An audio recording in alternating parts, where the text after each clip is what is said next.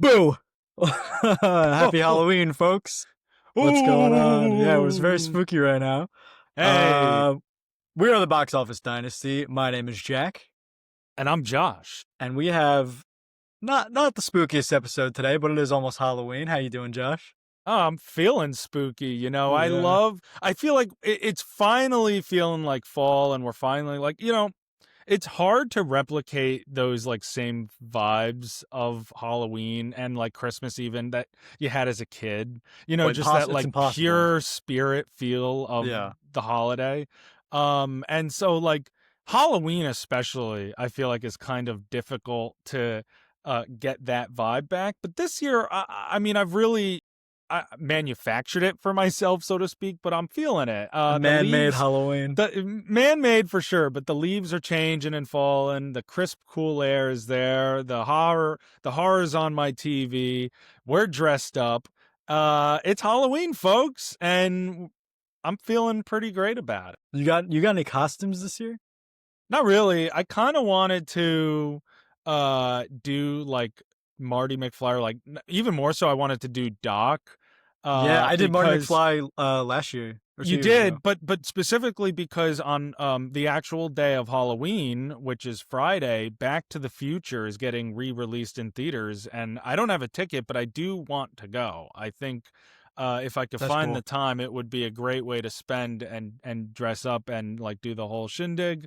So we'll see, but obviously for the purposes of today, I didn't realize we were gonna be This is the last minute. dressing up. I mean, you just kind of like popped on the camera and you're dressed as a dinosaur, and I was like, oh shit, I am just wearing a gray shirt. Yeah, it's funny. So This is the Rex skin from Fortnite, and like I I just didn't even have no. realize. This is literally the guy from Fortnite, I didn't even see that. and I just have it, and I've never actually worn it before. So when did you get that? In February, I was invited to a Fortnite themed party, like an adult hosted a Fort. They were like, I think it was Like ironic. a birthday party? Yeah, it was Or like it was my girlfriend's friend, and she was like, I love Fortnite. Everyone dressed up, and they're like shield juices or whatever, like shield pots were like Gatorade mixed with vodka or something, like the blue chug jugs and stuff. yeah, yeah, And yeah. I bought this, and then it was only like $20, and then later they were like, yeah, we're just gonna keep it casual, no costumes or anything. And I was like, oh fuck. You're just standing there at like the corner of the party. I would have like, been the only damn. one dressed up. You should have gone wearing it anyway. I know. We went, it was fun, but Yeah, no, that's pretty cool. yeah. I'm just I grabbed this last second because I felt underdressed for the occasion. This top hat, I've had this a long time. I got this at Gettysburg. Like I actually went there like Oh, I years and remember years that. ago Yeah. with my dad, and like got this at the gift shop, The which way you're is wearing that thing, it looks like there's a little Remy the rat underneath, and he's like pulling at your, I guess not your hair, he but he's, can't. That's what I'm saying. He's just stabbing me with little tiny needles, yeah, and he's that's like massaging your scalp right now, yeah. and that's how you're doing the Well, podcast. it doesn't. I'll show it to you real quick. Let me with the actual headphones off while we're here with the top hat, but it does not really fit with the headphones. This is It's what it's it's the rat that's giving you your bad movie opinions, right? He's in charge of you during the I'm the podcast. one with the bad He's movie the one doing the opinions. podcast, right? And you went well, he's the one who actually edits the whole thing for Yeah, us. yeah, that's right. Yeah. Like we don't do any of the work. He No, no, no. exports it. He does The everything. rat does it all. He's the one answering on the socials on TikTok. He's the one Yeah, yeah. actually watching the Bible study movies for us and telling us like the spark notes of it. Yeah, exactly. So you He's think we actually the fucking goat. watched? You think we watched La Adelante? Fuck no. Fuck that movie. This is what it looks like normally. Bald, bald, bald. Oh, my eyes! My eyes! Yeah, it does look real good. But I don't think it's going to be able to last more than this intro segment. But No. happy Halloween, It was a good regardless. gag. Yeah, Halloween. We got a good episode for you guys today. We are talking, of course, box office numbers. We'll never stop doing that shit. Can you imagine? Hell would freeze One on day Earth we just if we stop didn't do doing it. that. We're like, fuck We're- that. We're gonna review the new Springsteen movie, "Deliver Me from Nowhere." You're gonna talk a little bit about Wednesday season 2 to get a little spooky.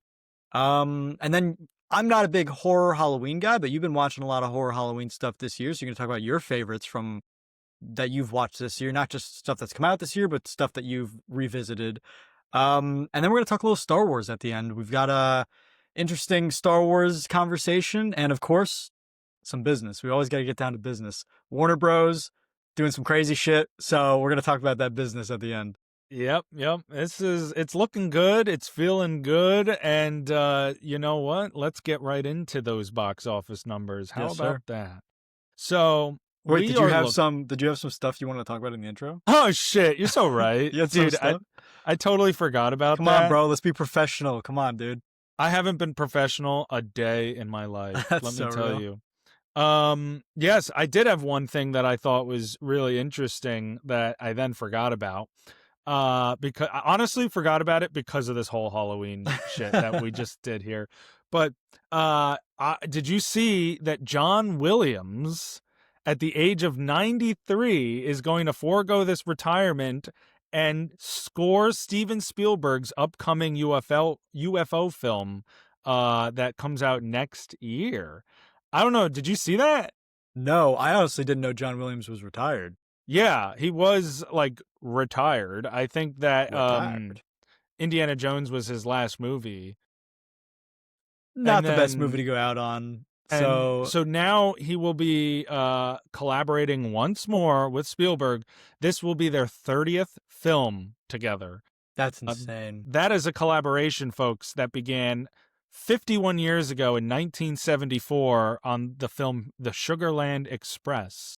And think about all the iconic scores that have come since then, like Jaws, Indiana Jones, E.T., Jurassic Park. You know what I Mhm. mean? Like it's That's truly that has been a collaboration that has created some of the most iconic cinema and music that we have ever been lucky and honored to hear and see. And the fact that we in 2026, 2025 will get to see it again. Oh my God. cool. Yeah, I'm.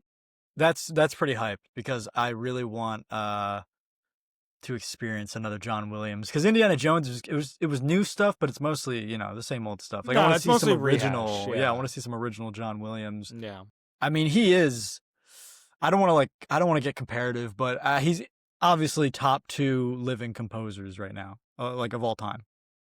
The top 2 of all time. Yeah, I mean, top 2 living composers, especially for movies. That's what I mean. Like him and Hans Zimmer, man, they're fucking they're so good, dude. I want to. Yeah, and you have. I do think that you have a really interesting upcoming generation of composers here too. I mean, the obvious one is Ludwig Göransson. Yeah. Who has been doing a lot of great work, and there are some other really interesting composers. But yeah, obviously, all time at this moment, especially living, you really think of, from a film composition standpoint, you think of John Williams and Hans Zimmer. Yeah, the and goats. just, I mean, really though, I have to say, it is more of a trio. And I think the third one, and this kind of does go into your whole not really focused on that realm as much, but Danny Elfman, I think in terms of iconic composers, What does he do? What did he do? he's pretty much like the collaborator with Tim Burton. Oh, okay. And so, I think that he deserves his flowers as well in that conversation. But those are the 3 of like living, iconic, all time. And yeah, I mean, maybe in my opinion, Elfman would be 3, but to others, he'd be 2 or 1. And I think you could make the argument. So, And before we move on, and he did for an example, he did like 80s Batman. Oh, well, yeah, that's dope. I know Yeah. I've heard him. I just didn't know what Yeah. was his specific. Things like But if that, it's Tim yeah. Burton, I've definitely heard it. Yes. Before we do the box office numbers, quick pitch to you. I think it'd be Pitch. really cool. Maybe next episode or whatever upcoming episode to just spitball or like rank or whatever our favorite movie or media duos. Like you said, Spielberg and John Williams. Like collaborations. You have directors and actors, directors and composers. Like I think that'd be such a fun segment to just talk about iconic duos like that. Like, That's you know, coming up real soon, yeah, folks. That's a great idea. like that'd be Honestly, so fun because the that's a same, good one. Tarantino and Leo or yeah, like all that stuff. Like I think it'd be so fun. That would be a good one, and I think that'll come up on a near episode soon. We'll Yeah, we'll get that one in get there. ready That's for a that because cool that sounds idea. fun. I like that. That's a good one. All right. Now that have we gotten everything? Because today we're we're forgetting things. So That's all. I'm all done. all our I's are dotted and our T's are crossed. Yeah, I'm So low key done with the episode already. Like I don't have anything else to oh say. shit! So All right. Thanks for watching, yeah. guys. Yeah, be sure to follow us. All right. Well, here are your box office numbers for real. These are your box office It's getting numbers fucking hot in this from thing. Sorry. the. Oh shit! That you know what? You might be stripping for us, right? Yeah. I mean, I had to take mine off. The gag was nice, but Yeah, it's getting hot. hey, All right, continue. if it comes to it, Yeah. just do what you got to do. Pop it off. Yeah, that's okay. You're like, oh, I can't. I'm naked underneath. I am. Am I? Anyway, No, I'm not. I thought I was. am I? You have to like feel around. Yeah, I did. Box office numbers. That's right. Weekend of October 24th through the 26th. In fifth place in its third weekend of release, making $4.9 million more dollars, is the failure that is Tron Ares. Just to highlight, since we've talked about it, now through 3 weeks for Tron Ares, they have just earned $63 million domestically and $123 million worldwide, which falls far below its $180 million budget, and that's before marketing. And it likely needed somewhere between $360 million and $450 million to break even. So this is through 3 weeks. Thanks, with more Jared. competition on the horizon. This is not looking good. And just for some perspective, Tron Legacy, when it came out back in 2010, made $400 million in its worldwide gross. So failure doesn't even begin to describe Tron Ares. In fourth place in its opening weekend of release, making $8.8 million domestically, is Springsteen Deliver Me From Nowhere. So the new Jeremy Allen White-led film that we're going to talk about in a little bit finishes in fourth place. In third place, in its second weekend of release, making another just shy of $13 million more dollars, is Black Phone 2. That brings its worldwide total to $83 million. I'm not sure what its budget was, but it's not a Tron Ares situation. No, for sure. definitely not.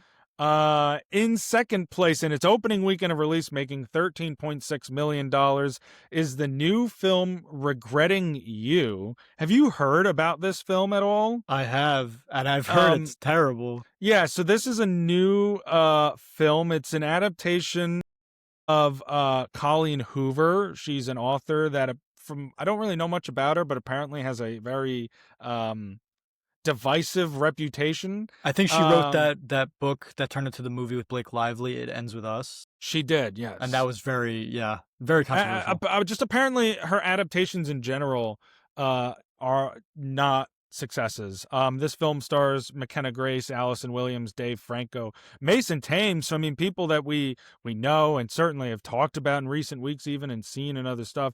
But the film had some very low scores when it came out. Has not apparently done well. And then in first place in its opening weekend, making $18 million, is the new film Chainsaw Man the movie Res Arc.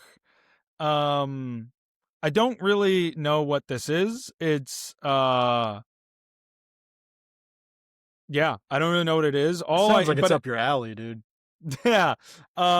It's Japanese. But I don't know if it's I guess it's anime. It has very high ratings. It has a 4.4 average on Letterboxd, and I have a friend who is someone I follow on Letterboxd, and she saw it and loved it. She gave it a 10 out of 10. So I'm gonna be honest, anime and a lot of Japanese cinema does tend to rate very high and does well. And in fact, I will say myself, of all the international cinema, Asian cinema, like Japanese cinema and Korean cinema too, those are incredible.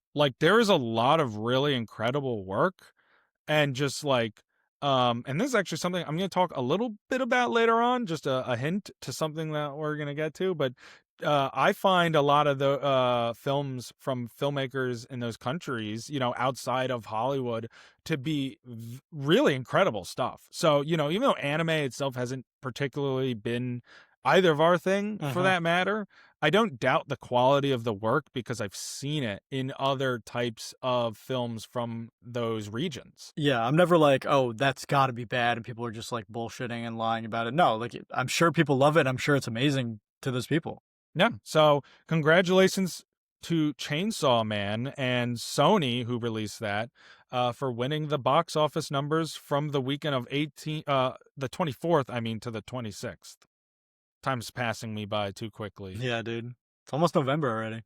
Yeah, fuck that shit. Shit's crazy. Yeah. So anyway, that is the box office numbers, and the film that did finish in fourth, Springsteen, Deliver Me from Nowhere. That is what we are going to talk about next. We both saw it. We're going to give our ratings and reviews as always. Yeah, And we I, are. I mean, I figured just as a warning, spoilers ahead Yeah. for Springsteen, Deliver Me from Nowhere, because Jack and I in the past have tried to not do the spoiler thing first, and it just doesn't work, at least for It me. it's So hard, it's it hard. is. It's just you feel like you're tiptoeing, so it's Yeah. easier to just talk unfiltered. So spoilers ahead if you care.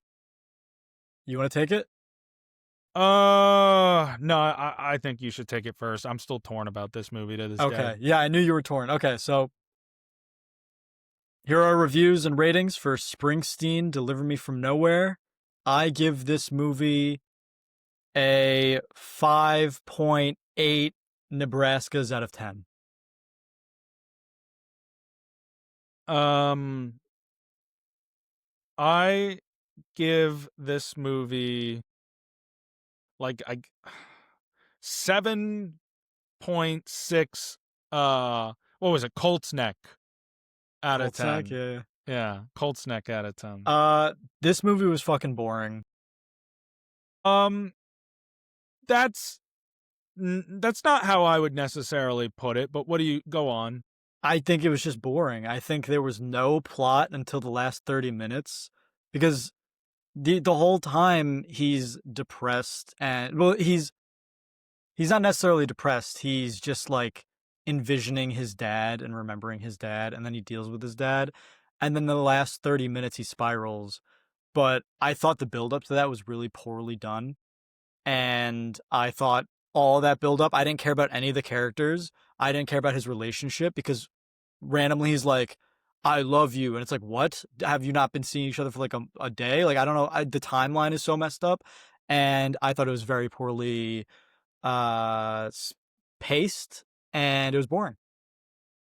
Um, I mean, I understand some of the criticisms. I'm gonna lay mine out. The I don't know that I would say that there's no plot though until the end. What That is, I can you tell me what the plot is at the beginning? Like, what he's is going the on? the whole film is showcasing how he uses his pain that has caused his severe depression by his abuse from his childhood and how he uses that to channel into his music and how that process looked for him at this particular time But that and depression how it isn't shown until the last 30 minutes. I So don't you know have that I would an say hour and a half of it's him not acting normal, and then all of a I sudden he don't know that he's spirals out. acting normal, but he does spiral. But I wouldn't say, I mean, depression manifests itself in a lot of different ways. And I wouldn't say that just because he's not bawling his eyes out. I mean, we see him very throughout the whole film struggling to kind of let himself have certain things and relationships. I mean, he enjoys stuff, we see him enjoying stuff, but he obviously is struggling in this build up to kind of grapple with his feelings about the abuse that he had and letting that kind of dictate his ability to have a relationship and let himself be happy, and also his struggle with his rise in fame. My issues with this are that it feels more like fragments of the Springsteen story than the full-fledged narrative. Um, like it's not the first biopic to kind of come at its subject with more of a hyper focus on a certain moment in time, and using that to kind of showcase them as a larger person. But I just feel like that there's a lot with Springsteen afterwards that maybe we could see, or even more of like him performing and seeing that growing relationship with his fame, not even necessarily the crowd, but his kind of like relationship to the fame, and how that maybe can drive up this anxiety and depression that the film was getting at. Just more, you know what I I mean? I agree. get what Scott Cooper, who is the filmmaker, I get what he was going at, but it felt like it lacked um more of that context. And so I thought the stuff with the dad was the strongest stuff of the film. I do It, too.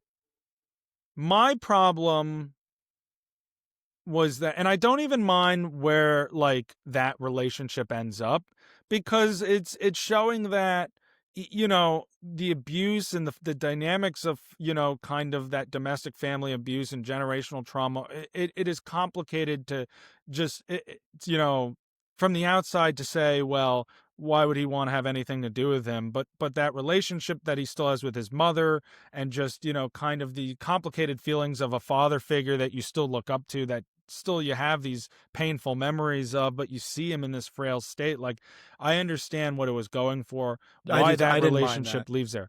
The What I'm getting at is that a lot of the focus of this film is his relationship with, what was her name, Faye? Faye. And I understand, and I'm totally okay with the fact that that relationship, the point of it narratively, and I guess in real life for him, but certainly narratively in the film, is not a happily ever after situation, but it's supposed to help Bruce, on his path to self-discovery and like recovery, you know what I mean? And I do think the film conveys that. The thing that really bothered me is how much time we spend on this relationship specifically, only for the relationship to not get the reconciliation that he gets with every other relationship in this film, like Jeremy Strong, like his father, his mother even. But we don't get that, the where that relationship leaves off, and then we see him kind of have growth but never come to terms with that, never even see him, because he does marry, he has a wife, you know what I mean? Like, I for the know. film to not convey that character arc in its totality really bothered me, because it spent so much time there. You see, I get what you're saying. I sort of disagree because I do think the point was that he was running away and he never came back to her. And like I get what you're saying because it is frustrating as a viewer from a movie standpoint. And I just didn't care about that relationship. I thought it was very strange the way he was kind of iffy about dating her. And then the second he starts dating her, he's basically raising, it looks like he's like raising her kid with her at that, like literally a couple minutes later. And then it goes to him being like, yeah, I don't really like you that much anymore. I don't really know how to love you anymore. I thought it was very extreme, the shifts, and maybe that's what happened in real life. Maybe his personality did shift like that, but it was, as a movie watcher, it was very weird and very weirdly paced to have I him don't be know. like I mean, very I invested and then very pulled back right away. Like I needed more time with them as much as we got. I needed more. I don't know. I mean, I get that, but I don't know if we would need more time. I think it's how they use the time. You Yeah, know, they could have been be, done better. because I mean, I don't know that I would say it's so extreme, because I do think that the connections that they want the audience to make throughout the film is that he is attempting to step into somewhat of a father figurehood while reflecting on his own experiences with fatherhood from the perspective as a child. And I think that pain that he first tries to process through his music, but he even makes clear to her earlier in the film, I don't know what this is or what it could be. So even though he's trying, I don't know that I would say it's so extreme that he reaches this place of where this like tipping point of it became too overwhelming, because you see him reflecting. You see, I would almost say that you see it come out in the way he went about the music process. Yes, and that was my That problem. frustration, that's like that frustration he felt from his personal life came out there, but I thought they made that pretty clear, so I didn't have a problem with that. Don't. I really think that they showed him, envisioning his dad. Like, they'll show him basically raising her daughter with her and being such a nice guy and blah, blah, blah, taking her to the carousel. And then a little bit later, he's alone with his buddy and he sees his dad away and he's envisioning his dad. And then he starts to have a panic attack. And then it shows him writing music and he's putting that into his music. And then it shows him breaking up with her. And it's like, it should have been see your dad, break up with her, because that's very obviously you're seeing yourself in him and you don't want to be that guy. But the fact that it was so sporadic throughout the movie and not as linear as it should have been, I didn't love. That's why I think the pacing was very weird. I mean, I don't know, because you know, you see like stuff throughout the film, where I mean, think about like so you see the reflection of his frustration in his music writing, but look at his inspirations for the music. I mean, like the film The Night of the Hunter, for example, is a film about a serial killer preacher hunting children. I feel Yeah, like, that is a big reflection on how he feels about, the relationship with his father, a figure that he should trust that he feels is dangerous. I mean, he literally has a scene where he comes at him with a bat, so I think that all the connections of, the pain and the suffering that was caused by his abuse as a child and him trying to step into a relationship and happiness in a father figure role and letting out that frustration of conflict in his music and the perfection that he cannot reach with it. I thought it was all there. I thought it worked. That's why I think I totally understand what was going on. You know what I think is the problem?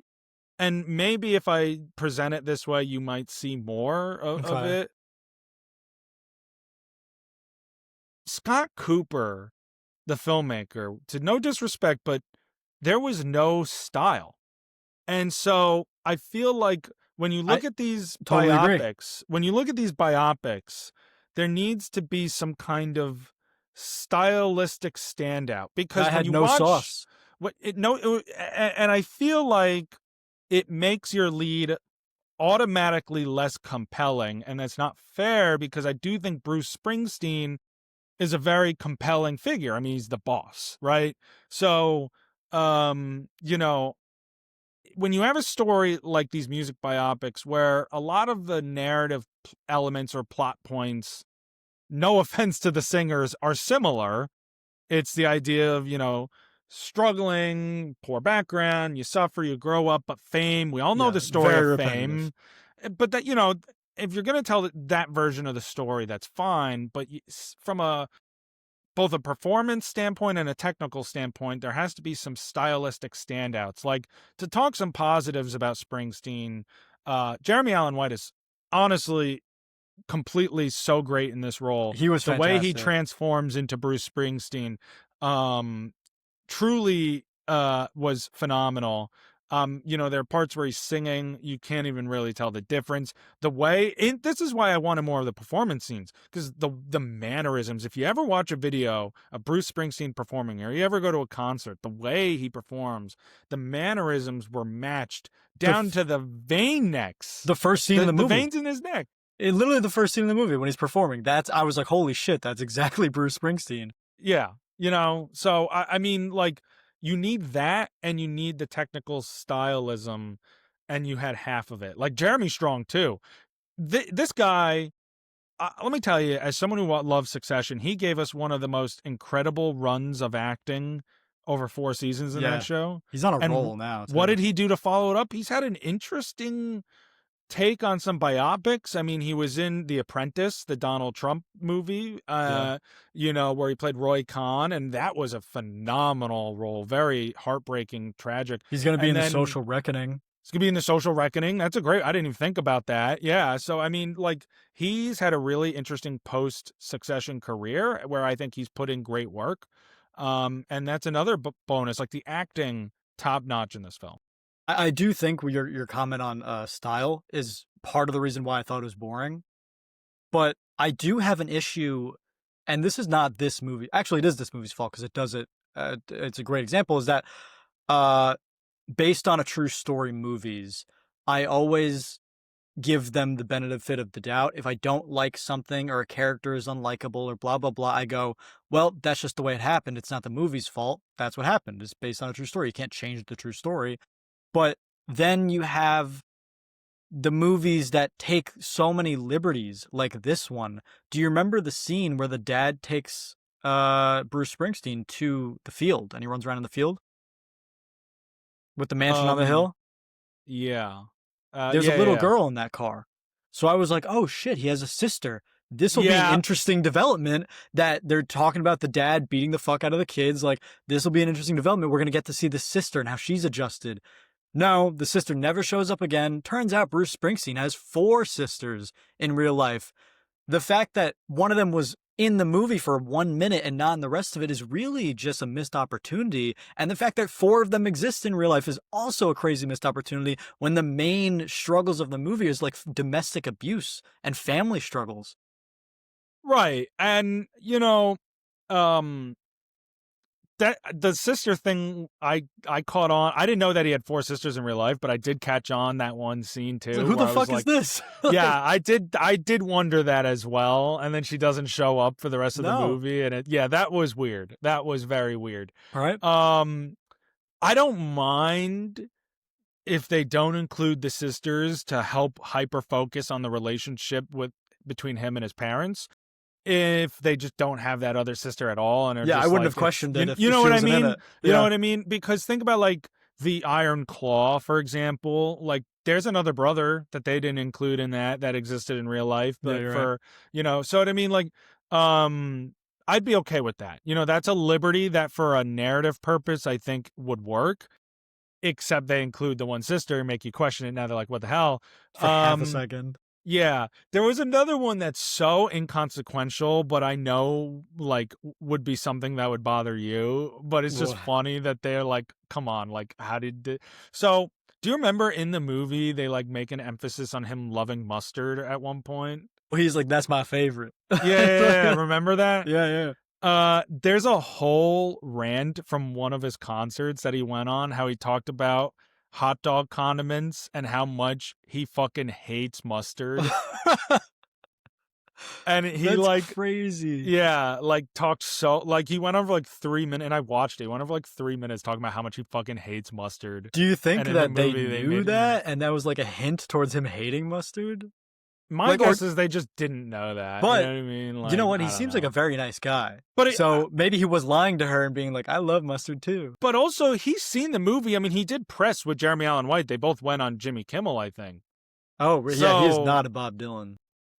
yeah, he's not a Bob Dylan. So like he I mean, he's seen the movie. So like I don't know, maybe it was that. I don't know. Like, That's a it's just funny a Easter weird egg, though. It is. Maybe he didn't even realize. Maybe the rant about the mustard thing, like maybe his taste buds change. Maybe he Taste loves buds do mustard. change. Maybe Yeah. now he loves mustard, but he hated it at the time. Am I really going to take points off for this movie over mustard? Yeah, this is a negative 10. Yeah, fuck This- this movie. I actually hate mustard, so fuck this movie. I like honey mustard, but I don't love like honey I mustard. don't like regular mustard. Dude, honey mustard is fucking gas. Yeah, honey mustard is great. And this movie was not great. Yeah, we're all right. This is not. I give it 7.6 honey mustards out of 10. I'm not a music biopic guy. I mean, out of the recent ones, I think I've only seen Bohemian Rhapsody. So it's not I'm never interested because of like what you said. It's kind of always the same story. That you just need that flair to it. And this movie didn't have that. Well, like I think about Elvis. Now, I had some issues with Elvis. It wasn't a perfect movie, but the one thing I'll give Baz Luhrmann is that movie had style. It had flair. And for a figure at the center like Elvis Presley, a larger than life character, that's the kind of film you need to make, one that's over stylized and big and explosive and grand in scale and size. Springsteen, I'm not saying it needed to be like Baz Luhrmann's Elvis. It needed its own path of style that matches the rock persona of the boss, Bruce Springsteen. And I did not get that here. It did not have any kind of creative style to it, so to speak. Did you see A Complete Unknown? Yes. All right. Hit me with a ranking after seeing Bruce Springsteen Deliver Me From Nowhere. You got Deliver Me From Nowhere, Complete Unknown, Bohemian Rhapsody, Elvis. Wait. Deliver Me From Nowhere, A Complete Unknown, Bohemian Rhapsody, Elvis.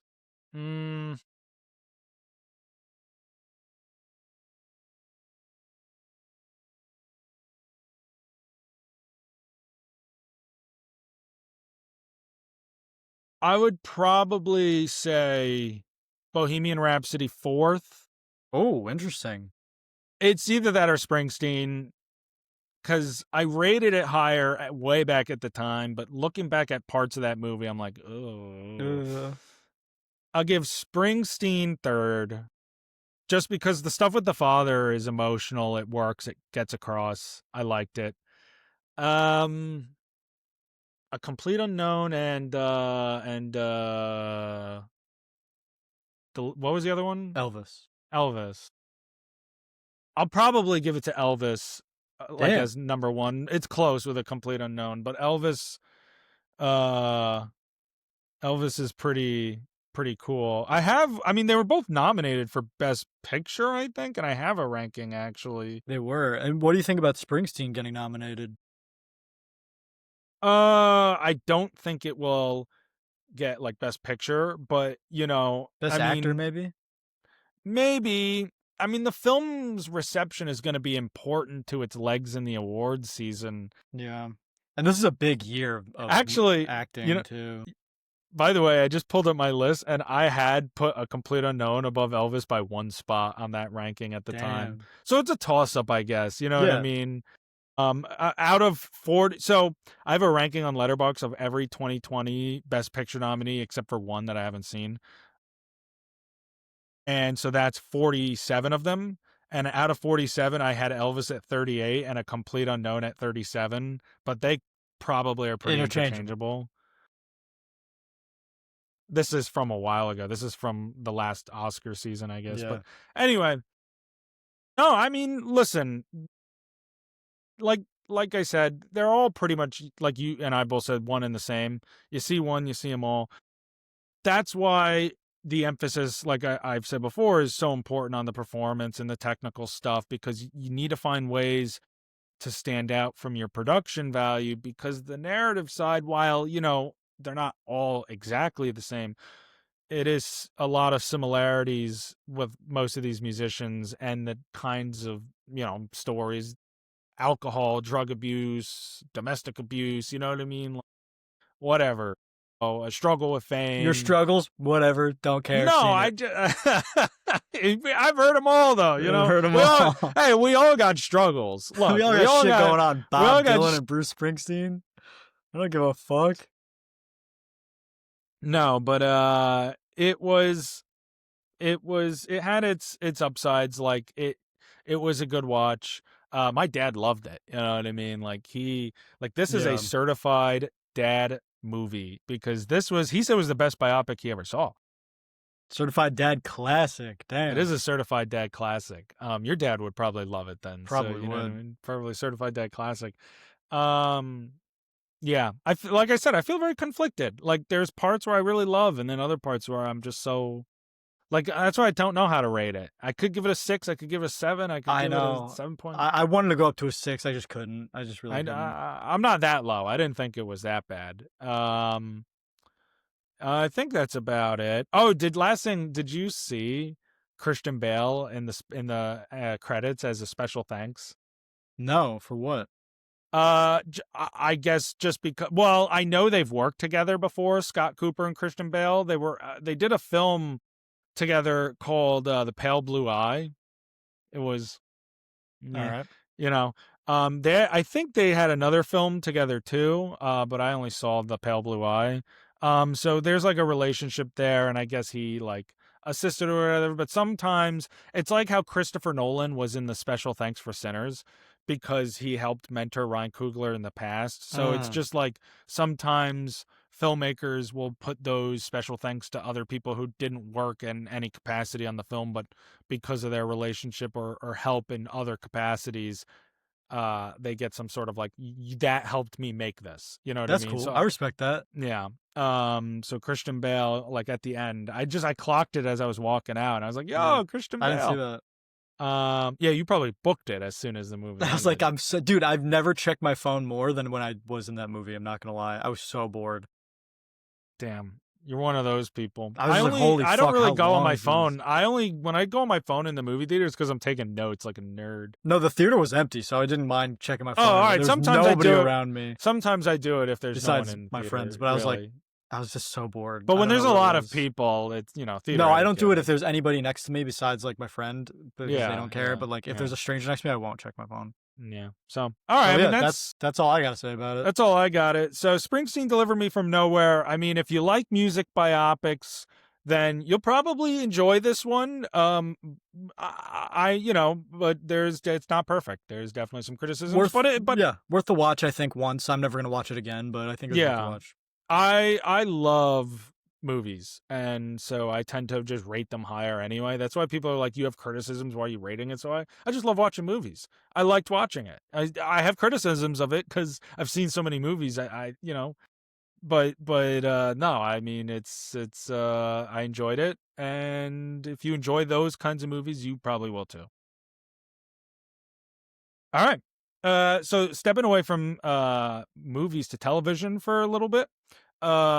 2 months ago, season 2 of Wednesday came out on Netflix. I didn't get a chance to watch it at the time, and I decided to just wait until spooky season. And here we are at the tail end of October on our Halloween episode. Tips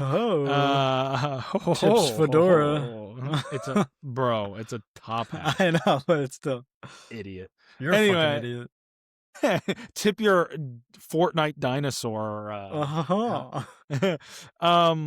So I'm just gonna talk a little bit about it. You never saw season 1, right? No, it didn't appeal to me. All right. I'll give my rating and a review. It's not going to be like a spoiler heavy review, I guess. But I gave season 2 of Wednesday a strong 9 things crawling around out of 10. And for reference, just to start off the gate, I give the first season an 8. So I do think this is an upgrade for this show. I love Tim Burton. I love this kind of stuff. And I specifically love the Addams Family. I've seen all the adaptations over the years. I've seen some episodes from the very originals back in the 50s. I've seen the Addams Family film and then the sequel from in the 90s, the Addams Family Values. I myself was in the Addams Family musical in high school. I played Fester. I wasn't even actually bald at the time. I had a bald cap on, and it looked like shit. I think that the music director cursed me because when they auditioned for the part, when I auditioned for the part, I was like, yeah, I would be willing to shave my head. And then I got cast, and then I was like, well, prom is coming up, graduation, because I was a senior. So you backed out.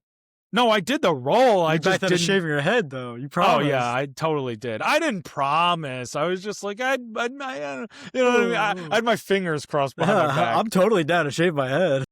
But that's a 17, 18-year-old. You don't want to be bald. You don't want to be bald, No.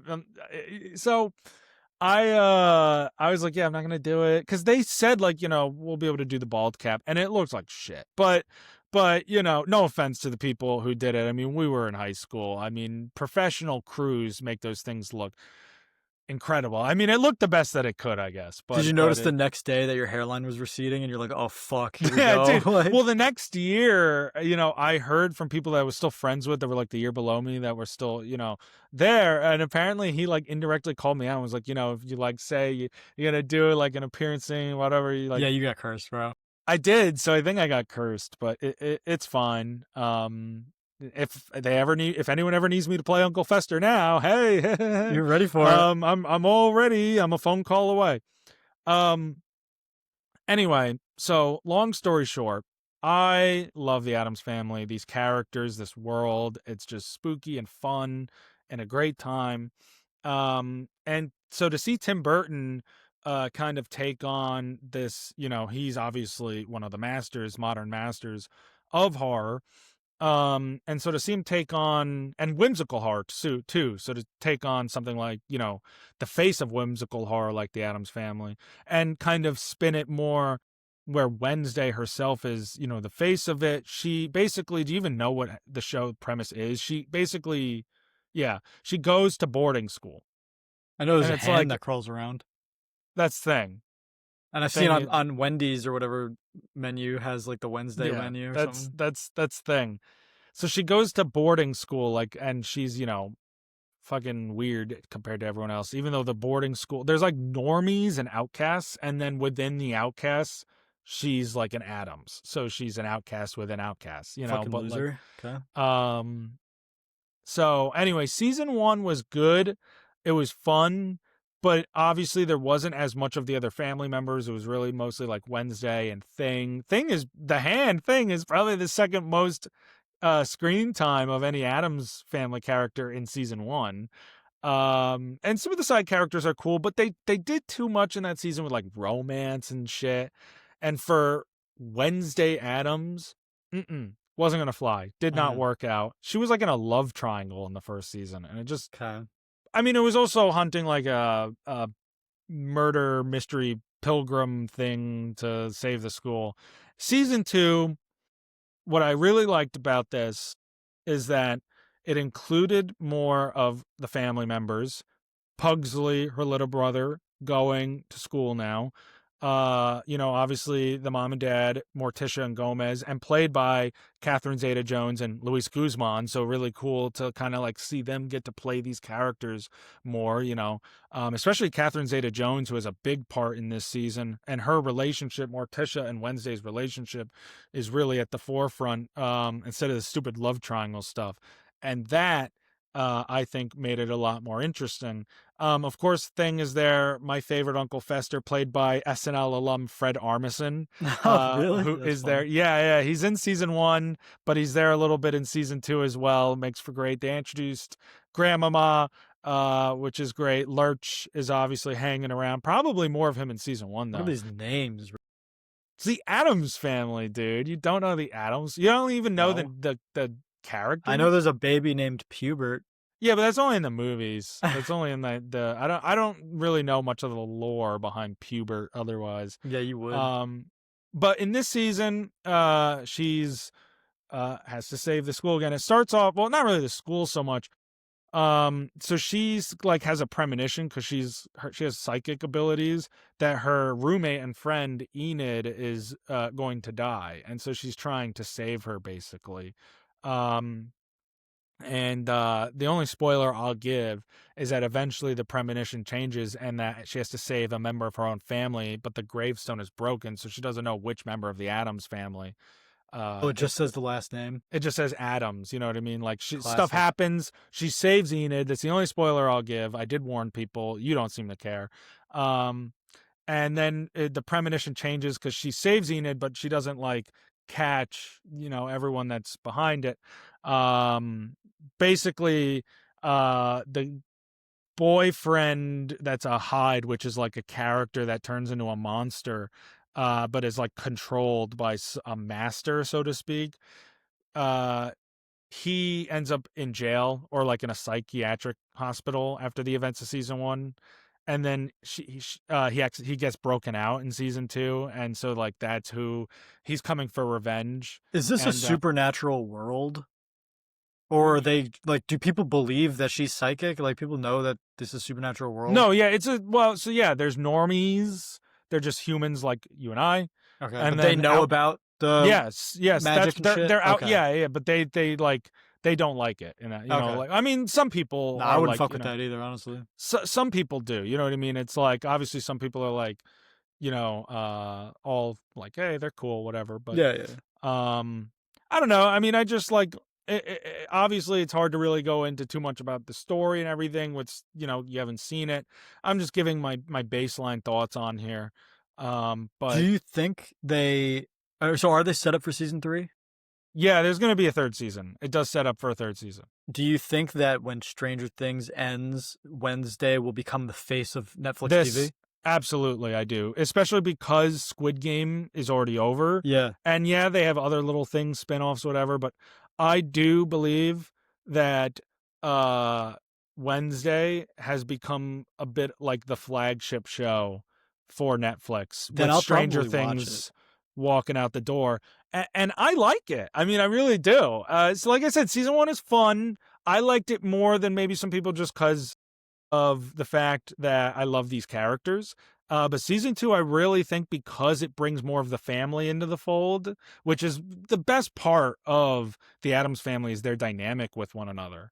And since we get to see more of that and played by some interesting actors, like I said, Luis Guzman, Catherine Zeta-Jones, like that's cool. Fred Armisen, like seeing their takes on these in Tim Burton's world. And this season 2 had a lot of interesting people playing either major parts that they weren't in season 1 or minor roles. Lady Gaga literally is in the season 2. The fuck? Lady Gaga, and she's not a major actor in it, but major part, but she's in it. It's really cool. You know who is a major part in season 2 who wasn't in season 1 is Steve Buscemi, and it's great. I love it. Gwendolyn Christie has become a regular on the Steve show. Buscemi fits a Tim Burton world, just Of physically, course. just the Of way course. he looks like a Tim Burton character. I think his parents were. I think he was like drawn up as like a Tim Burton cartoon, and like 3D printed, and then we got Steve Buscemi. Literally. Dude. So I loved season 2. I highly recommend it. You should check it out because there is going to be more. You know how you know when a show is important to Netflix is when they change the Netflix logo at the beginning for the show. Yeah. And they did for season 2. Maybe they went back and changed it for season 1 as well, but they did for season 2. I probably will watch it. I mean, this is what happened with Stranger Things. I waited till season 4 was coming out, and you were with me, binge watched seasons 1 through 3. And I'll probably do the same thing before season 3 of Wednesday comes out next year or whenever. Probably have a couple of years knowing Netflix, but it's funny you bring up Stranger Things. One, we're getting a full trailer tomorrow because that first one was technically a teaser. Hell yeah, dude! I'm and so 2, hyped. I know you already saw this, but since we're on the topic real quick, Stranger Things series finale, theatrical release. Yeah, that's hype. Holy shit. That's going to be nuts, dude. That's awesome. I'm so hyped for all of it because, I mean, when you have 2-hour episodes, fuck it. Put it in a theater.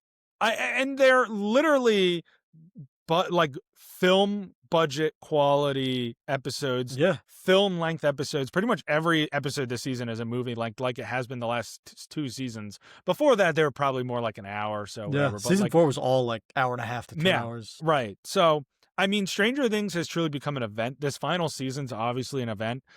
The rollout of it sucks, but New Year's Eve, I don't know, man. I mean, catch me in a theater. I don't care. I don't need to be in a bar or something. It's New Year's Eve. Catch me in a theater watching the series finale of Stranger Things so it doesn't get spoiled on the big screen. Like, get drunk and go watch that or some. Man, that sounds like a great way to end not only the year, but a series that has, we joke, oh my God, it's been on for a long time. But think about the grasp on the culture that Stranger Things has had, and it's finally coming to its end. Well, I feel like this is what it was like to watch Game of Thrones as it was coming out, because Game of Thrones was also an event. Like, it was like every Sunday, an hour-long episode of Game of Thrones. And I watched it after that. You haven't watched it yet at all, but I got into Game of Thrones after it ended, so I never got to experience that. So I'm glad, and I got to watch season 4 when it came out, so I'm glad that I got to see at least a couple seasons of Stranger Things as it's the event that it is. I agree. Because even though I haven't watched Game of Thrones to this point, I do feel that like, I missed out. I wish that I got to see it as it was coming out, and you'll feel as an event. that even stronger after you watch it. Yeah, so you'll be like, oh fuck, I missed this, like this huge thing. And everyone's always like, oh, it's been so long in between Stranger Things seasons, no one's gonna care by the time it comes out. And then they forget, like, once it comes out, it's all people are gonna talk about at the time. Yeah, and if people give it a rewatch too, like you'll be invested. You'll realize, like, it's great. You know what I mean? So So that's super exciting. But when that goes, yeah, I do think Wednesday will be the flagship show. And yeah, hey, Netflix maybe starting to learn their lesson about theatrical releases along the way. Yeah, possibly. Uh, could have helped us with Frankenstein. Yeah. All right. Well, speaking of all that, Frankenstein and Wednesday and Stranger Things and horror, and our Halloween episode, uh, we are coming to the end of that spooky season, and soon enough, it'll be turning our attention to Thanksgiving and then very soon Christmas. But as we all know, I'm a big fan of horror. I've had a big, run at watching Halloween and spooky stuff, as I do every year. So I'm not going to sit and give my, full selections that I had from 2025, but I will give the top 5 films that I watched this spooky season. In 5th place is John Carpenter's They Live, an alien film basically where a guy puts on a pair of glasses and sees that the world is actually under an alien invasion, secret alien invasion. That's Super cool. awesome, That super sounds cool cool. film. I think you would really like it. That's where the famous line, I came here to chew bubblegum and kick ass and I'm all out of bubblegum, that's where that's from. That's sick. In 4th place is my favorite of the original Universal monster films, the classic films from the 1930s, and that is The Invisible Man, actually, directed by James Whale. It came out in 1933, starring Claude Rains and Gloria Stewart. Gloria Stewart, by the way, is the old woman in Titanic. All those years later, the one who's Oh, like, it's been Rose. 84 years. Yeah. Yeah, Rose. This movie is really cool. Obviously, the Invisible Man is the Yeah. guy he's invisible. Basically, he's a It's the man who's scientist. invisible. Wow. But basically, he's like a scientist who did an experiment where he turned himself invisible, and he's trying to like get himself to go back, and the chemicals that he used to make him go, invisible are making him go insane. So like that's the premise basically. And for a film that is, over 90 years old, the visual effects of The Invisible Man still hold up superbly. It is really cool to watch, really entertaining. It's brilliant performances, very unsettling. In 3rd place, this is where that nugget of hint I said was going to come back. Speaking of South Korean cinema, a film called The Wailing that came out in 2016. It's basically kind of like Yojimbo or A Fistful of Dollars. The whole premise of a stranger arriving to a town, and soon after something, shit going down. And in this case, it's like a mysterious sickness, disease, that's spreading, that basically, kind of like other instances that we've seen of like zombie-esque kind of films, makes him go insane. But this was a really cool film, really great cinematography. It's almost like a demonic version of Prisoners. You ever see Prisoners? I love Prisoners. Yeah, it's like a demonic version of that. Sounds Very pretty good. cool. The premise of like trying to help your daughter. I'll leave it at that. Very sick. In 2nd place, sick, no pun intended. In 2nd place is the 1985 cult classic Reanimator. I'd never seen it before. But basically, this is like about a doctor, a morgue guy, a student actually, who's conducting experiments, and he basically discovers how to reanimate the dead. Really fun, great practical effects, awesome movie. And in 1st place, a film I talked a little bit about on here, my favorite film that I've watched this spooky season, is John Carpenter's In the Mouth of Madness, starring Sam Neill. This is the one that I said is about the insurance investigator who goes to find a novelist for the publicist to retrieve the next novel. And it turns out that the books are actually like coming to life. And so really, really cool stuff. A lot of horror, a lot of just unique ideas. I love this time of year. I love these movies. I ended up having 20 on the list. So, go on my letterbox, at Josh Omasho. Check out the whole list of what I watched. I recommend most of them, not all of them. But what a time of year, and some fun movies. Yeah, that seems like a good list. I haven't seen any of them, but I was really interested in seeing the new Invisible Man movie because that actually looked pretty good. The Lee Um, Winnell one, I seen Came out a that. couple years ago. Yeah, yeah, that's a really good movie actually. Yeah, I'm interested That in seeing takes that. a little bit of a different take on like the story of the Invisible Man than Yeah, yeah, the old one for sure, than the one that I told on here, but it was a really cool kind of technological approach. I highly recommend. yeah. Very Those aren't really modern. my types of movies, my vibes, but I do like that list. You It would is my like They vibe. Live. You would like Yeah, I They know that Live. sounded sick. You would like it. Because I like the sci-fi stuff, and that's why I want to talk about Yeah. Star Wars with you. Yep. Because I know you heard, but for anyone not watching, recently we got some news about Star Wars. A canceled Star Wars project was called The Hunt for Ben Solo. So Adam Driver actually came out about this recently and started talking about it. It was a movie that was going to take place directly after the Rise of Skywalker. It was supposed to come out in like 2021, and it would follow Kylo Ren, aka Ben Solo.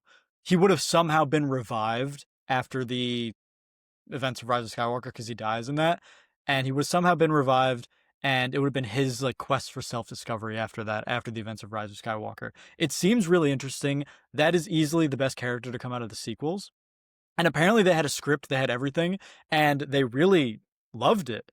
And they brought it to Bob Iger, and he said, no, that's stupid because there's no way that Kylo Ren would have survived, and there's no way to bring him back. Yeah, and they had Steven Soderbergh attached to direct, Yeah, the guy behind the Oceans films, and a very well established and incredible filmmaker, really. And to turn Adam Driver and Steven Soderbergh in a complete script like that down for that is silly when it's the same studio that literally brought Palpatine back with no valid reason and I had know. the worst writing for it just to do it. So So uh, what Adam Driver said is they said we presented the script to Lucasfilm. They loved the idea. They totally understood our angle and why we were doing it. We took it to Disney head honchos Bob Iger and Alan Bergman, and they said no. They didn't see how Ben Solo was alive, and that was that. And Steven Soderbergh said, I really enjoyed making the movie in my head. I'm sorry the fans don't get to see it. And that, like you said, is so dumb because this is the movie we want. This is what we want out of the sequels. We all wanted more Ben Solo. He's easily the best thing to come out of the sequels. And they brought Palpatine back for some stupid reason. Why can't you bring him back? And I know we always complain about bringing characters back, but this would have made sense for the fans, I think. Bringing Palpatine back was just dumb. yeah, I mean, Palpatine was at the end of his obvious arc. I mean, to me, I always argued it ruined the whole Anakin prophecy thing by having him come back and ultimately defeated by Rey. Me too. Because the whole idea is that he brings balance to the Force, and Anakin ultimately does that in Episode 6, when he kills Palpatine. Yeah. And so to undo that, to me, undoes the whole prophecy thing. But this is a clear case of just studio oversight, and especially with Star Wars, where they have been so timid at releasing, new films. Yeah. They had another one. I don't know if you saw this. David Fincher had pitched a Star Wars film that was set after the Rise of Skywalker, and he wanted Final Cut. The studio Lucasfilm said no to that. It would have centered on a character from Episode 9, it says. Fincher previously worked as an assistant cameraman way back on Return of the Jedi, so he has a little bit of experience in Star Wars. And Kathleen Kennedy produced his film that he had made, The Curious Case of Benjamin Button, so he does have a relationship with the head of Lucasfilm, at least for now, the head of Lucasfilm. So it's curious to me that you have another incredible filmmaker who I don't know what character from Episode 9 that they would want to focus on, but that you're saying no to guys like Soderbergh and Fincher and interesting ideas. Meanwhile, you have not released a new Star Wars film since 2019, and the next one coming out, Mandalorian and Grogu, I'm sorry, does not look that good. Well, I have a couple points. One, when you watched Rise of Skywalker, do you think that Kylo Ren should have died? Like, did that annoy you that he died? It bothered me. I thought Rey should have been sacrificed, or Kylo should have lived and Rey should have died, or they both should have lived, because Kylo's not the good guy. I wanted to see more of that.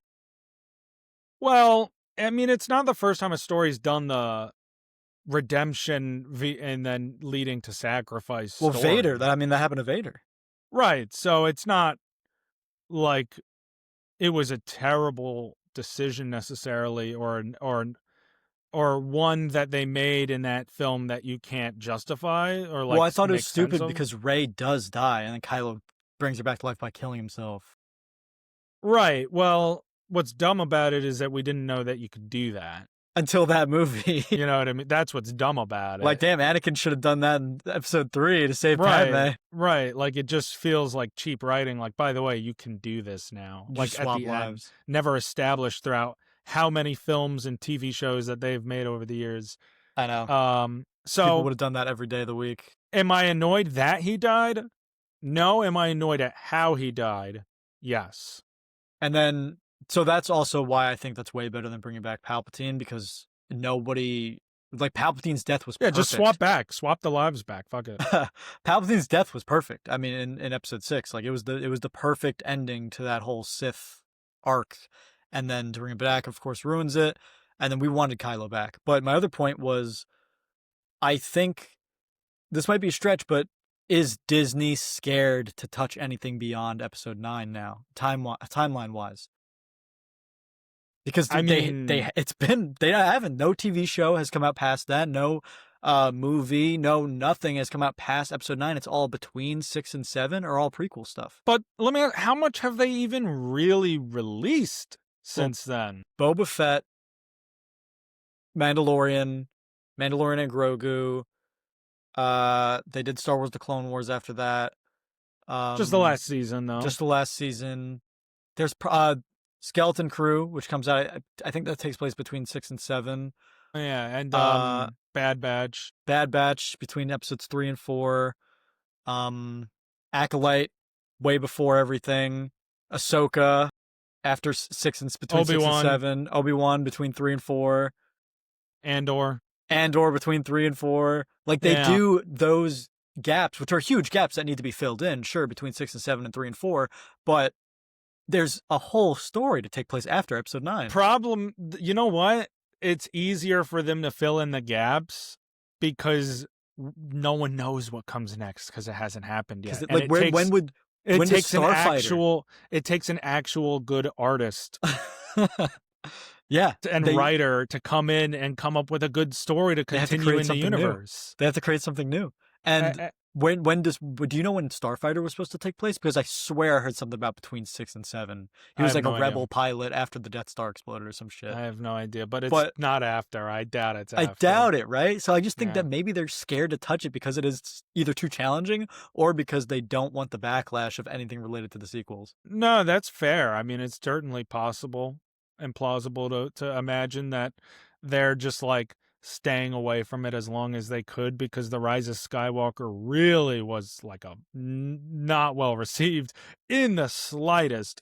So it's frustrating. I think it's a very frustrating time to be a Star Wars fan, because I think they come out with some great stuff, but you know, what is the direction of the franchise in general? Like, even Marvel, you can question if you agree with it, but they're piecing it together.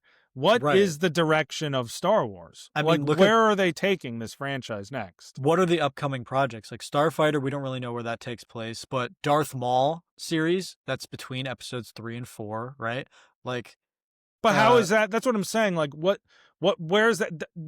It's like you said, they're just filling in gaps. Like that could be cool and everything, but what's next for Star Wars? Exactly. There is no next so far. Like, it's just being like, this is cool, put that in there, or this could maybe be interesting, we'll put that in there, but sometimes it looks like shit. This is when you come down to the boiling point of, why are we even making Star Wars in the first place anymore? Money. But yeah, obviously we like it, but at the end of the day, aren't you just diluting a franchise by constantly putting out half-assed or mediocre stuff just because it's a cash grab? Now, obviously, they're never going to ice that franchise like they are probably doing with Tron because there's way too much money invested into Oh Star Wars yeah. and it makes them money, but that's just it. Creatively speaking, why are we still using this franchise? Yeah, we need some artistic integrity to make its way over to Star Wars. And I really think Adam Driver, the way he sounded, I mean, he said, "I'm always welcome to come back to Star," or I always wanted to come back to Star Wars. He's been talking about it since the end of the Rise of Skywalker, and he's been thinking about it. And he said, "With a great writer and a great script and a great director, I will come back in a heartbeat." And he was willing to come back for this The Hunt for Ben Solo movie, and which means I really do trust his what he thinks is a great script and a great uh, director and story, because he was contractually obligated to do episode 9. That's not his fault. But to come back to a franchise knowing what everything could be, I trusted his vision, and we're just not going to get it, which is sad. No, I agree. And I wish Disney would, take us, the fans, more seriously. It's probably hard to when they're wearing Fortnite dinosaur costumes while they make Yeah, their dude. points, but I'm the face of Star Wars fans right now. but yeah, I totally agree. So, I mean, hopefully Kathleen Kennedy I is expected to step down at the end of the year from Lucasfilm, I believe. So I don't know if they've said who's taking over yet or not. But It's you gonna be just either hope. Dave Filoni or Jon Favreau. Right. Are they going, what is their vision though? You know what I mean, for the franchise as a whole? Yeah, Um because if it's more stuff like Mandalorian, that has fallen off in the 100%. public eye. And like I said, I look at the trailer and I don't think Mandalorian and Grogu looks good. Am I going to see it? Of course. It looks But fun. visually it doesn't even look good, let alone I don't know what the story is going to be. Jeremy Allen White is a Hutt, dude. What do you mean? Oh God. It's so funny with Jeremy Allen White. Like, oh man, this guy's such a good actor. I loved him in Springsteen. I love him in The Bear. I loved him in The Iron Claw. I can't wait. That's the second time I brought that up today. If I had Yeah. a nickel if I had a Marty for every time. But I'm like, oh, I can't wait to see what he does next in his career. And it's just Jabba the Hutt's son. Like, He's a oh, all right. fat, ugly Just a slug. fat fucking, yeah, slug in Star Wars. All right. Yeah. Well, anyway, I just wanted to throw that out there because it is some crazy news. But No, for sure. For sure. we're talking about business decisions and these big studios. To casually segue over to something you wanted to talk about, Warner Brothers. What's up? Yeah, so this has been kind of percolating for the last few weeks now, and I've had it sitting in our note, but it just hasn't been, it hasn't boiled over enough. We had other things to talk about. I do It want to was point out that's like the 5th time in this whole show you've used the word percolating. Okay, I just want to point that out. actually fifth.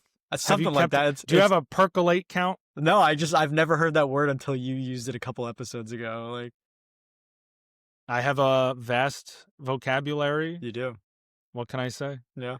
No, but this has been percolating, percolating, Mm. for the last few weeks. But now Warner Bros. Has kind of come up public with it. Warner Bros. Discovery announcing that they are considering buyout offers from other studios and companies. That is big news, and I want to dive into a little conversation about it. But I tell you exactly what the situation here looks like. Okay.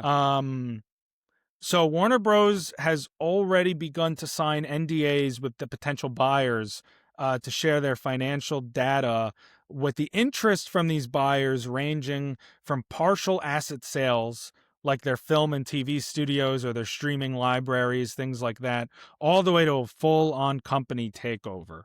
So the interested parties include Apple, Amazon, Netflix, NBC Universal, and Paramount. Wait, Paramount, Disney? no. Wow. Interesting. Okay. I truly don't think they would allow Disney to do that Did you say by Amazon? by law. Amazon is one of the interested parties. I think I mean I don't know what percentage of the film industry, the American film industry, Disney owns after the merger with 20th Century Fox a few years back, because that really set the precedent for these original major studios to fold into other companies. The House of Um, Mouse. yeah, and so Warner Bros. Like 20th Century been around, uh, a long time. I mean, Warner Bros. One of the original studios. Um, Paramount has already made 3 separate offers uh to buy out Warner Bros. The most recent offer was reportedly worth around $60 billion and would see David Zaslav, who's the current CEO, stay on as the co-CEO. That offer was rejected. So I want to talk a little bit about what this would look like, especially with each of these different parties, should they be the ones to purchase Warner Bros. Or a certain amount of it. I mean, we have to keep in mind what that looks like. We're talking DC, HBO, their entire catalog of the TNT networks, and Turner, the Warner Bros. Studios. I mean, all of it. Cartoon Every Network. Cartoon Network, Looney Tunes, HBO. Harry Potter, everything under that Warner Bros. Umbrella in terms of the entertainment would be purchase or production. I mean, depending on what the actual purchase would look like. Yeah. Obviously, at this stage, we don't know. This would have ramifications that would verbiate throughout the industry for a long time, forever. Yeah. I'm just my immediate thought goes to DC, and it's Yeah. I can't imagine they're gonna like replace James Gunn if like Netflix owns Warner Brothers, but I mean shit like that could happen, and that's just But Netflix, if Netflix were to win the bidding war, they could effectively kill the theater industry. Yeah, well, that's a huge issue. I mean, imagine the next Superman movie comes out on Netflix. But not. I mean that and all of it and Well, yeah, everything. all of it, but like, yeah, that's a fucking problem. If they moved all of the Warner Brothers content and library to Netflix and all the new stuff that get standard theatrical releases to Netflix, no other media company is equipped to handle losing that kind of revenue stream. Just plain and simple, the monopolization could, quite frankly, kill the theatrical industry. Now, Netflix and Comcast, 2 of the interested parties, are more interested in acquiring Warner Brothers film and TV assets rather than the full-on, like, not the networks. They would leave it's similar to Disney when they purchased 20th Century. They purchased the assets, the entertainment side. They did not buy the networks. They do not own the news networks of Fox or the sports networks of Fox. They purchased the library and assets of 20th Century. But so it would be like that. Things like the streaming, I mean, HBO as a streaming service would go under. I mean, you know what I mean? Well, it would be like Hulu with Disney, where they just merge. You think they probably would merge the content into Netflix, and they would obviously use all the servers that they purchase from Warner Brothers to maintain the massive increase in size of their content, their database, their library at once, so that they can afford to have more streaming on Netflix. But this consolidation of media is a dangerous and slippery slope. One, you look at obviously the disintegration of physical media and consolidating it. Already streaming is a problem for access, but consolidation into one streamer, which we talk about, what is the future of streaming look like? What does the future of entertainment look like? It's this, and it's scary because all of the control of what comes out, what gets to be seen, will then be up to a select few. And that leads me to the next thing that is very scary about this whole thing, and that's Paramount. Because Paramount obviously has made strong early pushes, bids to, acquire Warner Brothers, and they seem a little more eager for a full-on merger, I guess. Now,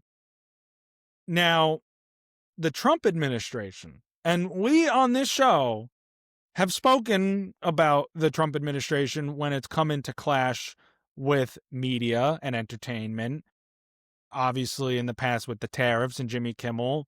And this administration seems to like to stick its, nose in this business a lot, because a senior Trump official came out and said that Warner needs to think really hard about the odds of success of getting a deal cleared with a player outside of Paramount.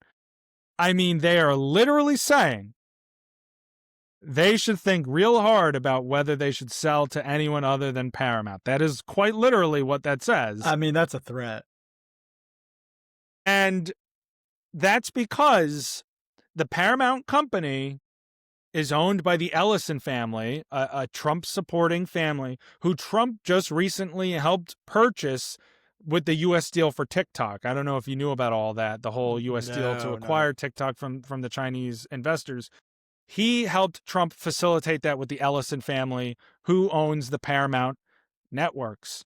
Now, Trump also wants the Ellison family to purchase the entirety of the Warner Bros. Networks. You see where I'm getting at? This consolidation of media is insanely dangerous. I mean, nothing, Jack, screams free market capitalism more than the president handpicking billionaires and which ones get to own and control Hollywood. Am I right? I mean, what the fuck? I mean, like, anyone owning the Warner Brothers catalog is crazy because of how much they'll acquire, but Paramount specifically, yeah, you're right, that's a problem. I mean, not only do they own a lot, but they fold under no pressure to the administration to do whatever they want. And that is an issue. But I mean, they already rejected their original proposal, right? Is that what you said? Yeah, but I mean, so maybe they understand. Business. I know, but maybe they understand those ramifications, and I'm sure whatever Paramount puts up, Amazon or Netflix will easily match. So as much as I don't want it to go to either, right? But a deal of this magnitude is going to require government approval, and this lies the problem of this administration sticking its nose in business like this, because Donald Trump obviously would use the Ellison family and Paramount with this consolidation of media and entertainment to, I mean, I'm not saying state-sponsored media, but it is trending in that direction of a select few who are telling us what we can and can't watch and when we can and can't watch it. And when you have the government in their ear telling them what to put out, and I know people in the comments and out there say, that's not going to happen. Look at what the administration is blatantly saying. Look at their actions in the last few months. It is very clear to me that they are coercing Paramount and Warner Brothers. This would be Paramount's second merger this year. It is all backed under the Trump government. So for people to say that that's not the direction that they're trying to push, I mean, Trump used to be buddies with Murdoch, Rupert Murdoch, the Fox, guy, CEO, patriarch, and they've clashed recently in whatever ways, and now all of a sudden he's cozying up with the Ellison family. He does this in all aspects of government and, his life, but for the purposes of our show, we're talking entertainment, and this is how he's doing it there. So Paramount literally, here, listen to this. For anyone who think that this shouldn't get political, this is how it impacts people's real lives.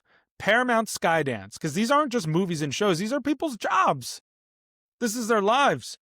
They're reportedly going to lay off 1,000 people this week. Most of them in the United States, even amidst this potential buyout of Warner Brothers. The reason they claim is that they're trying to slash costs by up to $2 billion, which would mean that they could cut up to 2,000 more jobs already. But they just spent $8 billion on their merger with Skydance a few months ago. The Ellison family has aggressively spent money in other places, including a $7 billion deal for the rights to UFC and poaching the Duffer Brothers away from Netflix. We talk about the ending of Stranger Things as a flagship show. They're not even going to have the Duffer Brothers to make any content moving forward because Paramount signed them to a mega deal, however much they gave them. And that is just the beginning, and all of that in the face of declining cable revenue, weak box office returns, and growing competition in streaming. So for Paramount to then throw like all this money, and I mean, it's just this consolidation, and the way it impacts real life people is clear cut, and it's corrupt, and it's greedy, and it's awful. And yes, we talk about our opinions on films themselves, but we have to remember the people who make the films and the shows. And this is the impact that has. So there are a lot of avenues of potential issues with this Warner Bros. Buyout, and especially if it goes to Paramount Skydance. In your opinion, who is the ideal buyer? Well, obviously the ideal is no buyer, but That's why I didn't ask that. yeah. Honest to God, I would say Apple, because It's fair. they have the resources of their own, and I think that they are the most likely to continue putting the movies in theaters. When you look at some of their own originals that they have produced and distributed that got full-on theatrical releases, like Napoleon, Killers of the F1. Flower Moon, F1. So Right. I do think that as they try to grow as, a streamer, and as an entertainment studio, as well as a media conglomerate and tech conglomerate, I believe that they would respect the theatrical industry because, quite frankly, they don't have anything to lose financially by not putting the films in theaters.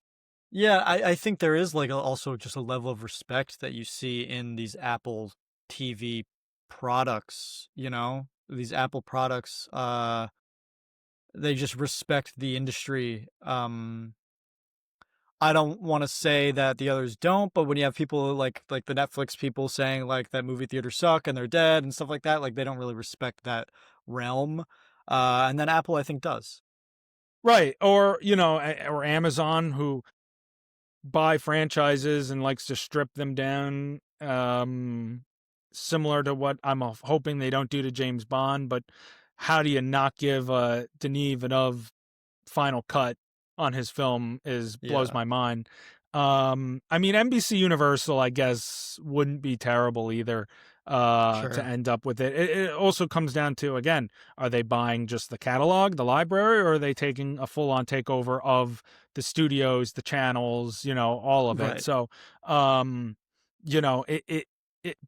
no matter who it sells to, I mean, you see Disney gobble up, Fox a couple years ago. Now you see this.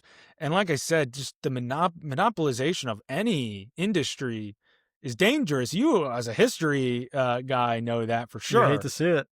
And so I think you're starting to see it become a real problem in Hollywood.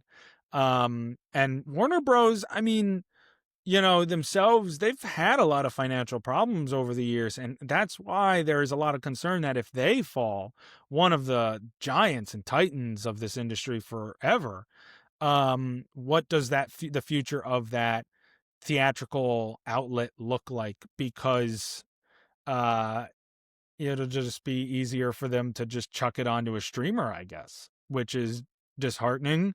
Um, Warner Bros. Has had a lot of financial box office success this year, and yet they're still grappling in debt. And therein lies the problem that Hollywood faces. So this isn't going to go away. And I doubt it's the last time we're going to talk about it on. Yeah, probably. And that's why I think it's interesting that, get your opinion, get my opinion, and just express some of the facts behind it.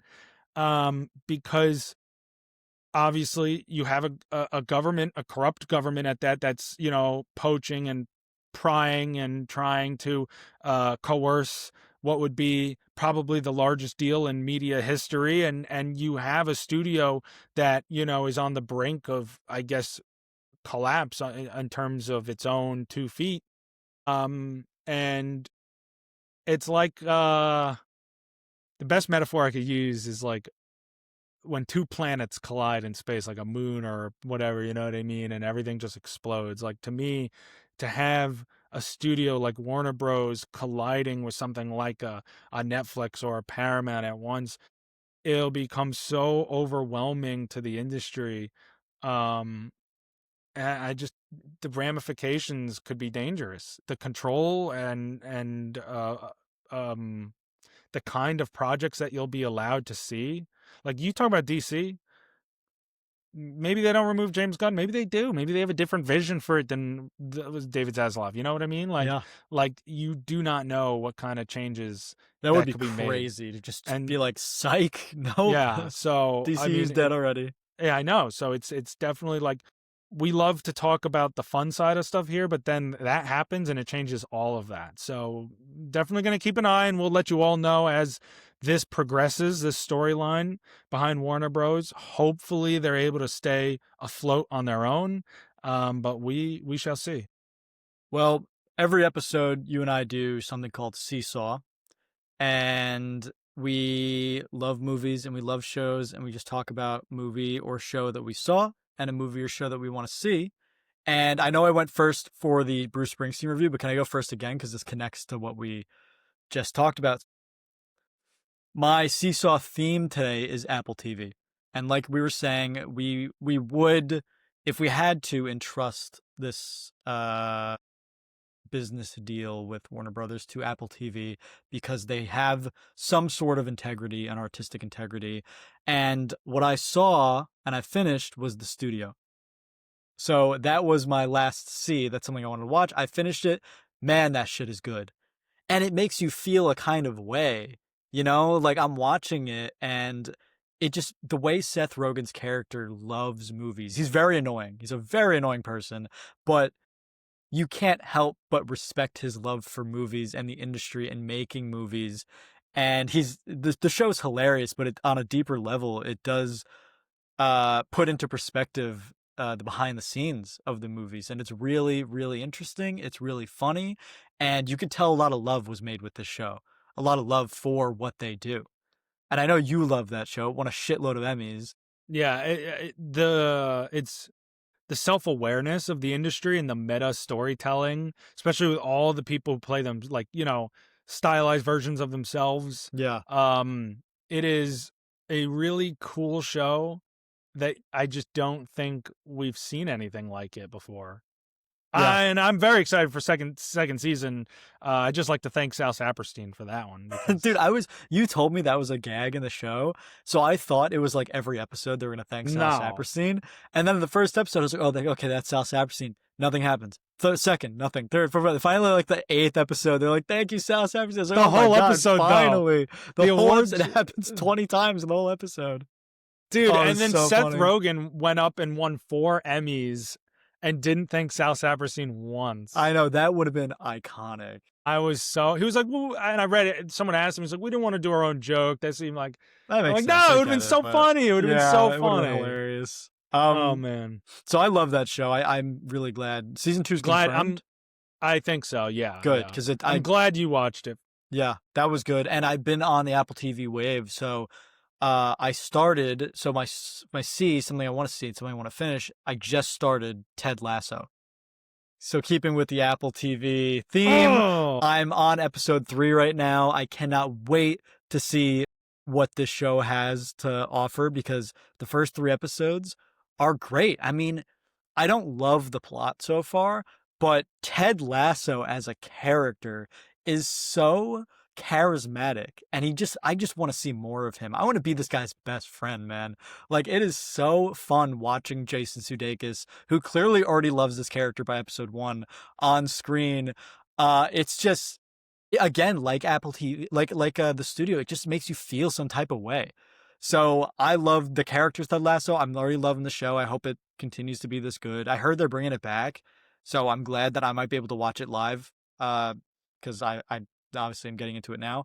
Um, but yeah, the fact that both these shows, Ted Lasso and the studio, make you feel like it's like a warm feeling, like a familiar feeling almost. Like I feel good watching this. And that is why I will praise Apple for their artistry. You know, I'm loving the stuff that I'm seeing right now. And I can't wait to watch Shrinking's on my list. I'm gonna keep with Apple TV. Shrinking is on my list. Monarch, the Godzilla show, is on my list. I'm gonna finish Ted Lasso. All of Apple TV. Fuck it. The new Platonic TV show that Seth Rogen's also in. I want to watch all of it, man. It's just fun. It's so fun. yeah, I love Apple TV. I think it's one of the most underrated services. Ted Lasso, one of my favorite, like it's not my favorite, but one of my favorite shows ever. Like ever. I mean, That's awesome. that is one of the most hopeful things that you'll watch. I know. So It emotional, makes you so feel full so of hope good. and belief. It makes you feel so good. There's definitely some controversy about there being a 4th season. It's always tough when you bring something back. Like you want more of it, obviously, but if it ends in the perfect way, That's the problem, is that the show ends, like, obviously I'm not saying how or any spoilers. The show does end like in a definitive, like, after 3 seasons. Like the first half, so season 2 is the best season. okay, cool. Season 2 is incredible. Season 1 is really good, and the second half of season 3 is really good. The first half of season 3 is a little weird. It's not bad, it's just a little weird. Okay. But then they get back on track and it ends and it's great. And they didn't have to end it there, but they did. And now it almost feels like they should, you know what I mean? Like they could have kept going, but they bookended it. They ended the show. They made it a great ending. Now they're bringing it back. Some people from the original cast, just because of contractual reasons, are not going to be coming back. I'm not going to say who or what, but It's the Toy Story problem. You know, like I love Buzz and Woody, but and of course I wanted to see them again. And I'm not going to lie, I loved seeing them again years later in Toy Story 4. But at the end of the day, Toy Story 4 shouldn't exist, and I would have been totally happy if it never did. yeah, I mean, you're never, no matter what you do, you could even tell a really good story. You're not going to top the trilogy with the ending of the third one. Yeah, and if Ted Lasso's anything like I that, mean, then it's gonna even be yeah, hard. I mean, even Tim Allen himself said that about Toy Story 3, but like he thinks it's the best one. It's a great end. Yeah, Yeah, yeah. I So mean, I'll watch it. I'm excited, but cautiously, because it's like reanimating a corpse from the dead. I mean, you don't know, you don't know what you're gonna get. So, we'll see.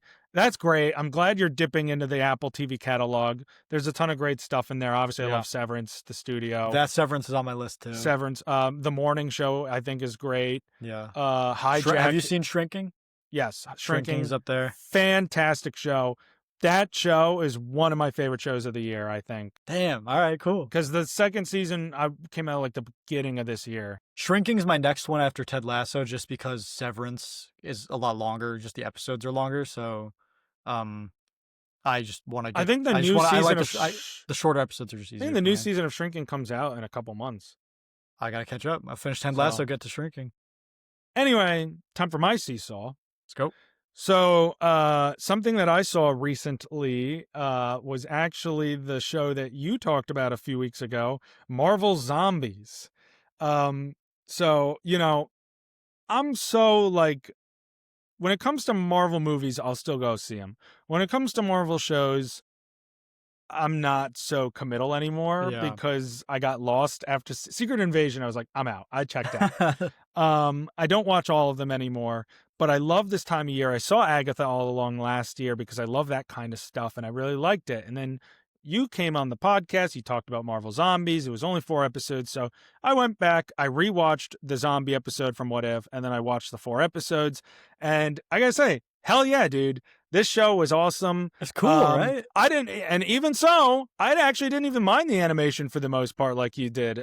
Some designs were a little weird. I don't but, love it, but most of it I thought was cool. And if Marvel just made more stuff like this, there's like just balls to the wall, unafraid to, like be bold and, you know, break their standards of what they've done in the past and try new things and types of stories, and the horror stuff for them works, and like the gore and the visual storytelling and it was really cool.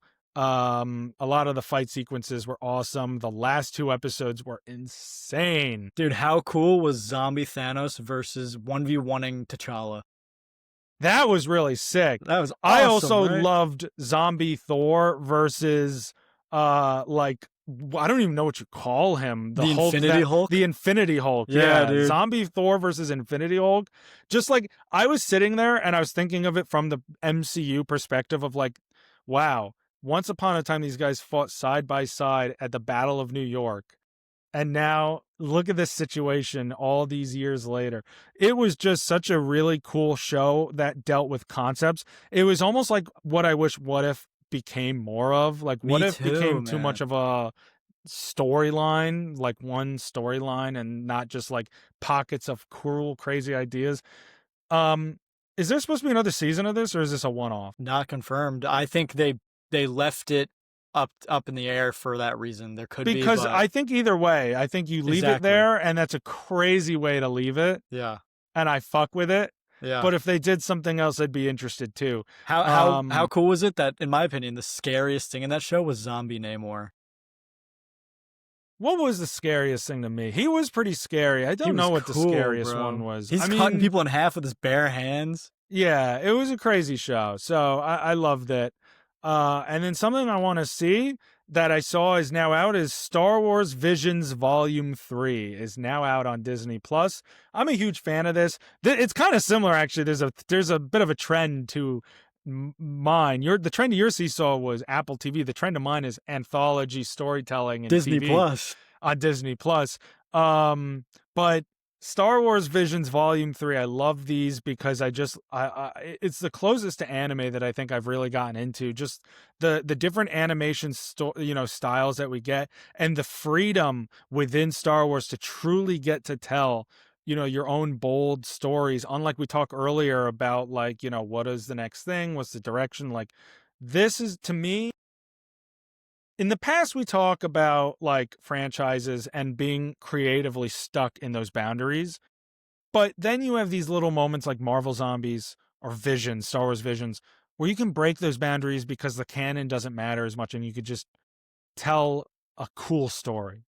And that should be the priority above any stupid franchise connectivity. Should be great storytelling, isolated storytelling. And Visions and Zombies are like that. I mean, Zombies is a little connection, but it works, you know what I mean? And Visions, that's what it is on its own. And I love the first 2 seasons. Some of my favorite Star Wars content has come from that. And so I really am excited to see what they cooked up for season 3. I'm going to check it out very soon, The sky is the limit for Visions. There's literally nothing they can't do in Visions. I actually never watched all of season 2. Did anything top the first episode of season 1? Let me pull up my list again.